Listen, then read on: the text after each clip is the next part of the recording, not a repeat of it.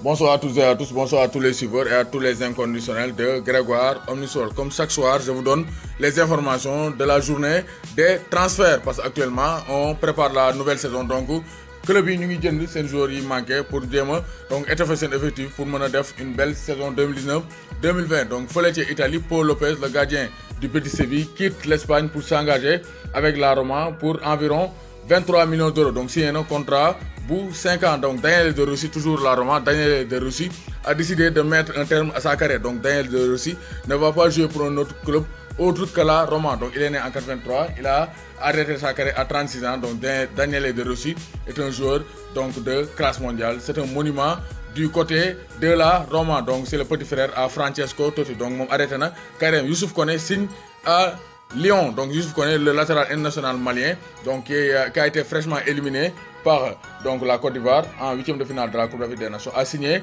à l'Olympique lyonnais. Donc Youssouf Koné est désormais un lyonnais. Donc le Fenerbahçe a transmis une offre à l'OM pour recruter Clinton NG. Donc NG est bien donc, suivi par Fenerbahçe donc, pour l'amener en Turquie. Donc toujours à Marseille, West Ham donc proposé donc un contrat à Florian Thauvin donc avec 40 millions d'euros pour plus Javier Hernandez. Donc Chicharito lañ bëgg a teg ci transfert bi plus 40 millions d'euros pour indi Florian Thauvin. Pour su ma nekkoon waa Marseille damay jaay Thauvin parce que ça c'est une belle affaire parce que Chicharito Hernandez c'est un très grand buteur. Il peut aider l'Olympique de Marseille pour donc marquer beaucoup de buts. Donc Divock Origi, le héros des restes de Liverpool cette saison, Divock Origi a signé un nouveau contrat long terme avec Liverpool. Donc signé un contrat donc de longue durée avec les restes de Liverpool. Donc Divock Origi qui a été le grand bonhomme de cette fin de saison en Ligue des Champions avec les restes de Liverpool. Donc Sébastien Haller, donc l'attaquant français de Francfort, a signé un contrat jusqu'en 2024, un contrat de 5 ans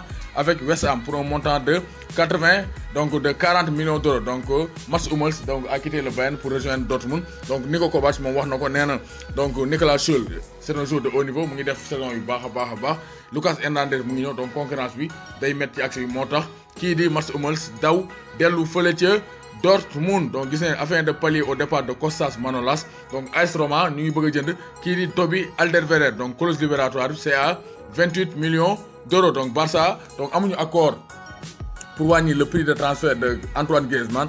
moo tax Barça dañuy obligé fay donc la clause libératoire de Griezmann qui s'élève à 120 millions d'euros. Donc Atlético Madrid ñu ngi jéem a coytu le dossier Thomas Meunier parce que dañoo bëgg a jënd benn latéral droit. Donc Nelson Semedo, Kieran Trippier ak Haïssaï ak kii di Daniel Alves sont des alternatives aux Parisiens. Mais selon le journal AS, donc Thomas Meunier est la cible numéro 1 de Diego Simeone pour le poste de latéral droit. Donc Edinson Cavani donc pourrait rester au Paris Saint-Germain parce que Leonardo nee na bëggul Cavani dem. Donc Cavani pourrait prolonger avec le club de la capitale, le Paris Saint-Germain. Autre club de la capitale, le Real Madrid a présenté Eder Militao. Donc Eder Militao nee na je veux donc gagner beaucoup de titres avec le Real Madrid et j'espère écrire l'histoire ici. Mais insolite, Eder Militao ci conférence de presse am première conférence de presse bi dafa am ay vertige. Donc dafa commencé di wax rek commencé miir après ñu arrêté conférence de presse bi. Loolu mooy insolite présentation Eder Militao, le jeune défenseur brésilien en provenance du FC Porto qui a signé au Real Madrid. Donc indésirable à la Juventus de Turin,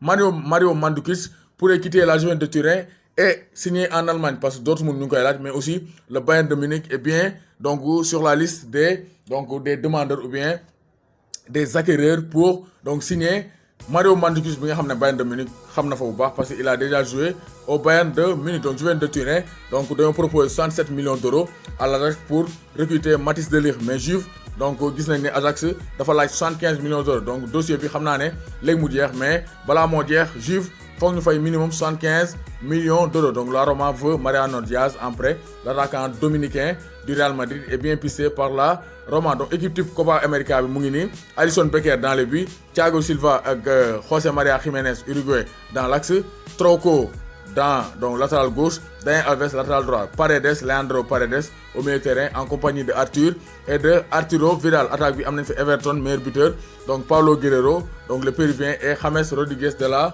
Colombie. Loolu mooy équipe type Copa América 2019. Donc il y a un an aussi Cristiano Ronaldo signé à la Juventus de Turin. Donc il y a un an jour pour jour donc Samuel Umtiti cassait la démarche, car ça démarche comme Samuel Umtiti. Donc il y a un an, c'était le 10 juillet 2018, France Morondor Belgique en demi-finale de la Coupe du Monde. 1-0 avec un but marqué de la tête par Samuel Umtiti. Donc Gaynde Ndiaye warul tiit su ngeen bëggee ci maillot simple wala maillot flocage donc tapale ci numéro WhatsApp la 77 404 96 01 donc numéro WhatsApp la mu ngeen ko contacter ci 77 404 96 01 après ngeen wax seen commande su fekkee Sénégal ngeen ne donc dañ leen mën a livrer su fekkee Europe ngeen ne wala ci diaspora bi dañ leen ko mën a livrer par GP wala par la poste wala ñu xool benn moyen pour livrer leen ko mais en tout cas tous les moyens de livraison sont disponibles pour jox leen seen maillot 77 404 96